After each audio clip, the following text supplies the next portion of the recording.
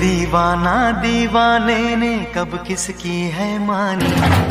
मैं तेरे दिल का राजा बन गया, तू मेरे दिल की रानी।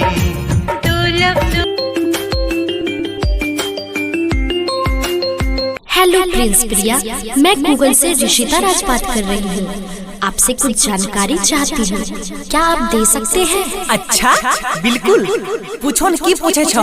मेरा पहला सवाल है, आपकी कितनी गर्लफ्रेंड्स है? हे राजू भैया, रे बिक्कू, ए छोटू, हे नहीं तक ई गर्लफ्रेंड के कहा कहे छे रे? ओहो, गर्लफ्रेंड नहीं गर्लफ्रेंड, एकर मतलब माल। अच्छा मालवा करे तई न कहीं। अच्छा मैडम, हमारा 3 गो माल छे। अरे वाह, किसी के पास एक भी नहीं, आपके पास 3 है। अजी मैडम, खाली कहल 3 गो माल छे, कम ले को माल नहीं छे। अरे तो आप कहना क्या चाहते हैं? मेरे समझ में नहीं आ रहा है, थोड़ा समझाइए। ठीक है, सुनिए।